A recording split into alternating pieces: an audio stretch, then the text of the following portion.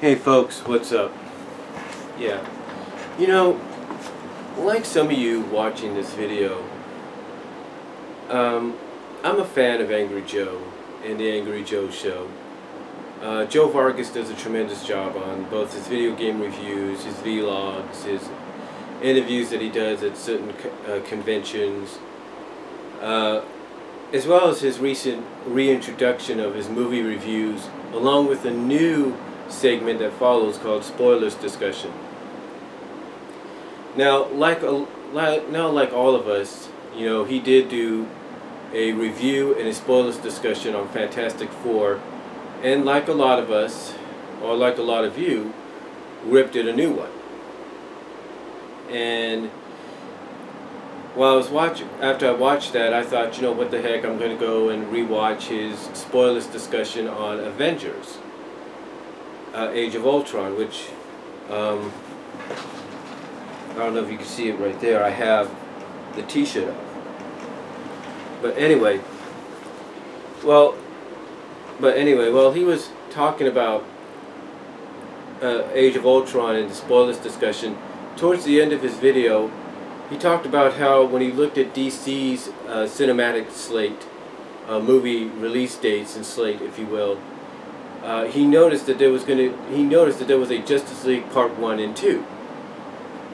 And he said that basically the only reason they were doing it is because Marvel's doing it with Avengers. Which could be totally justified. Now, I want to make one thing perfectly clear. Man of Steel, I believe, came out a couple of years after. Man of Steel basically came out several years after Iron Man did. Iron Man basically came out the year after Superman Returns. So think about that. And I want to clear the air about one thing. A lot of people are probably speculating already and probably discussing that the reason right now, and release dates can change, we all know that, for movies. And if you don't believe me, take a look at Dawn of Justice, how it was moved from the May 16th date, or the May 6th date, whatever it was, the May date, the date it had in May, the May 6th date or 16th date that it had with Captain America, how it was moved from that to March, to the end of March.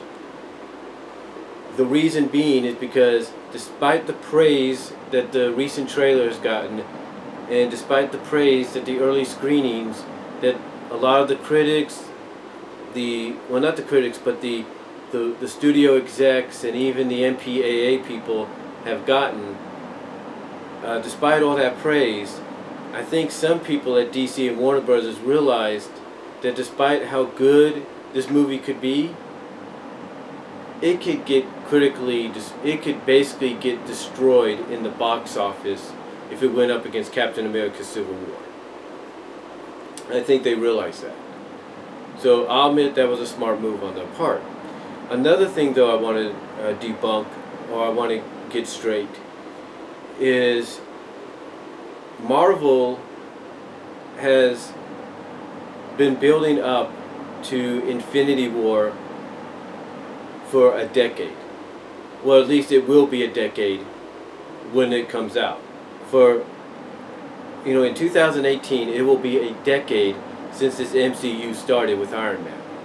So basically, at that time, it'll be a decade, and it will have been 10 years since the MCU, since Marvel began this MCU universe, this Marvel Cinematic Universe. And, despite what some people might say that the reason Justice League is coming out a year before is to blow any expectations that people might have for Infinity War the following year out of the water, and that it's going to be so big and massive and critically acclaimed, it's going to make Infinity War pale in comparison to anything it could do. Let me remind people of something.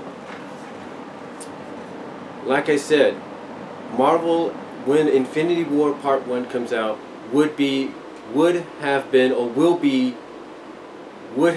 will be at this MCU structure for over a decade. They would have been building, and will be building this MCU structure for a decade. They have been building to this moment, to this two-part event, since 2008. So that's a decade worth of movies. DC has not been going at it that long. When did Man of Steel come out? What, 2012, 2011? Around that time? By the time they get to Justice League Part 5, Justice League Part 1 I should say, it'll be 5 to 6 years. That is nothing compared to what Marvel's been, the years that Marvel has been spending building up to what they're doing. I mean, it's going to be what, 5-6 years to build up to this, to Part 1 of Justice League, and Marvel essentially has been at it almost a decade. There's a big difference. There's a big difference. Now, I will admit that perhaps the reason this is a two-parter is to kind of have the first part be a bit of an origin story of how the Justice League comes together as a team. Now, we kind of will probably get that towards the end of Dawn of Justice, but Part 1 mostly will be like an introductory for the team, not only to the audience that might be new to Justice League, but to the characters themselves. Because this will be like the first time they're all coming together as one unit. But now the question is, what kind of event, what kind of massive, earth-shattering, earth-threatening, universal-threatening event, would be worthy enough to have the Justice League have a two-part Justice League movie? What could be so threatening? What crisis, catastrophic event could be so threatening and so massive and so huge, and like I said, so universally and earth-threatening and all those other terms, that we would need a two-part Justice League movie? Now, I know a lot of people are going to throw out suggestions that maybe they're going to loosely adapt this story arc from the DC Comics for Justice League, or maybe they're going to do this. And maybe they will, we don't know. Maybe they will, we don't know. Some people might say that Darkseid's going to be the big threat.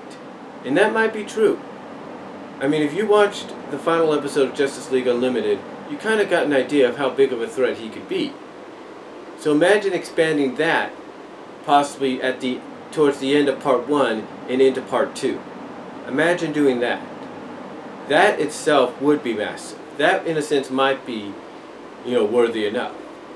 Now, there are rumors that Superman might die at the end of Dawn of Justice, and that maybe Part 1 will not just be an origin story, but it'll also mark his return, sort of taking a page out of the Return of Superman storyline. And thus that would lead us into maybe Part 2 where Darkseid would appear, or maybe we'd even get a cyborg Superman. Who knows?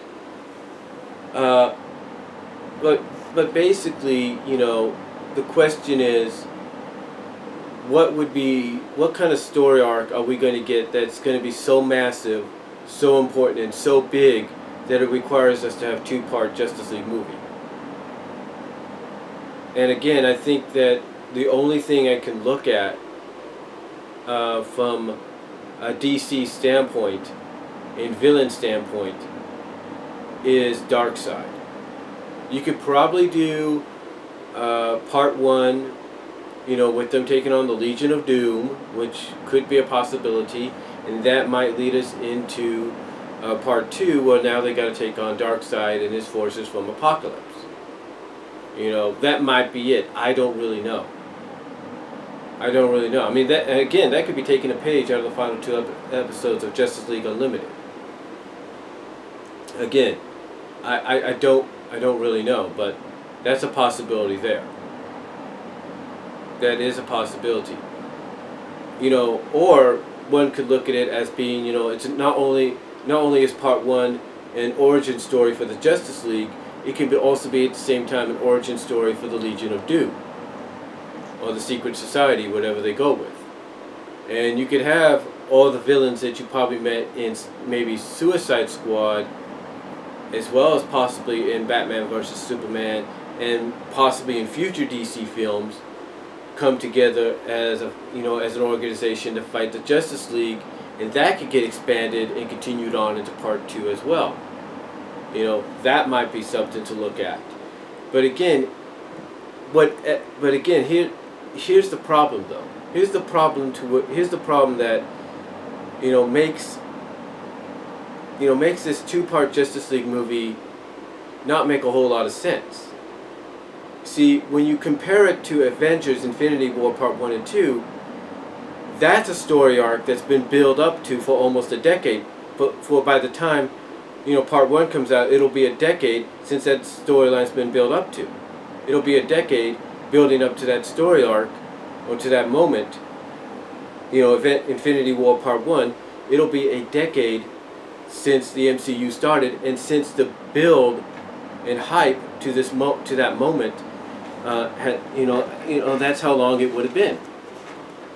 So that's the big difference. MCU, Marvel and Marvel Studios, somewhat Disney, have had a plan since the very beginning.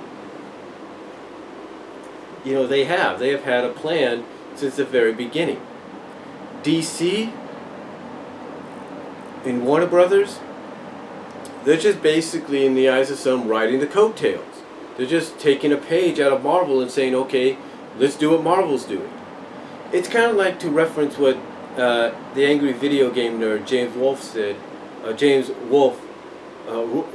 Easy for me to say. The angry video game nerd James Wolfe said in his review of Tiger Electronics. He said that when Tiger Electronics brought out the R-Zone console, the R-Zone head strap console, that the reason they went with red and black games for it was because Nintendo was doing it with the Virtual Boy. That's about it. That's the only reason. That's the only reason, as James put it, as being a video game nerd in that episode, the only reason Tiger did it with the R-Zone is because Nintendo did it with the Virtual Boy. It's the same thing here with DC. DC's doing a Justice League two-part movie maybe a year or so before, because Marvel's doing an Avengers two-part movie the year after.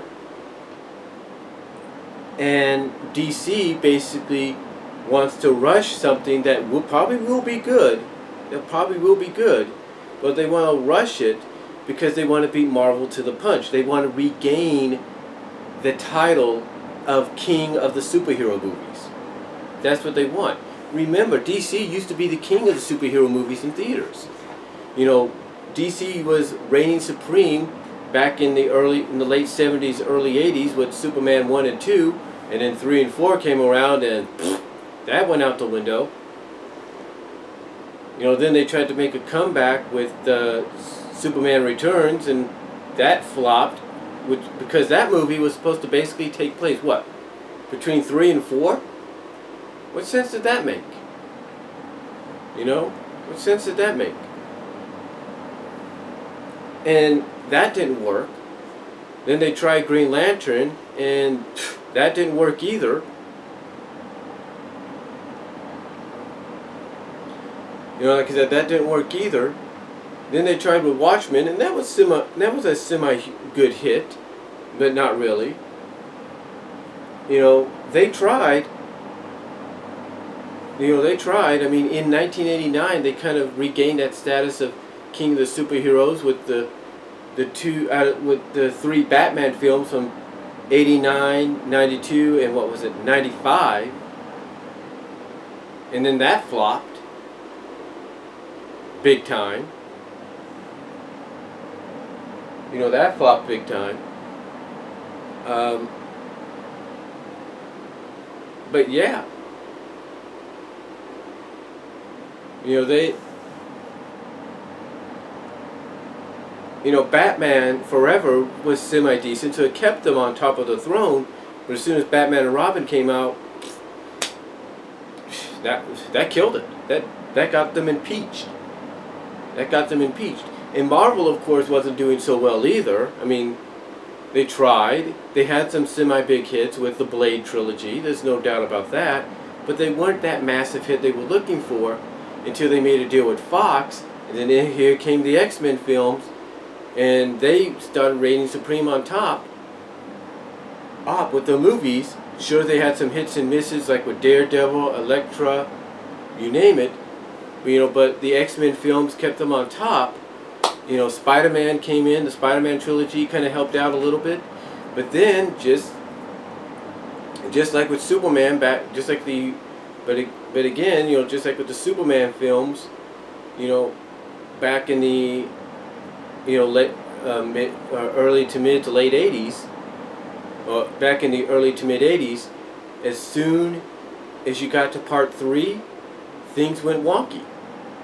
I mean, Last Stand, even though it was good, I thought it was okay, was panned for the fact, was critically panned, not badly, but critically, disdained by some because it went in a direction. The director, who replaced Bryan Singer at the time, went in a direction that no fan liked, because Bryan Singer was off doing Superman Returns and doing the best job he could with that.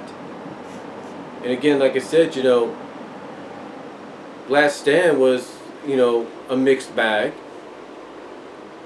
And then you had Spider-Man 3, which also was a mixed bag. And again, it's like, Marvel was losing that edge. That is until 2008.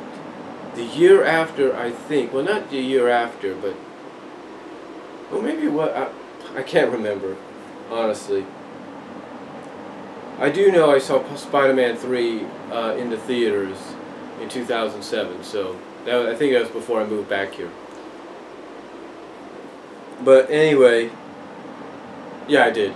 But anyway, they were kind of on the fence of also facing that impeachment, that being thrown off the throne for somebody new, and all of a sudden, here comes Iron Man a year later by Marvel themselves with distribution by Paramount, but Marvel themselves entirely.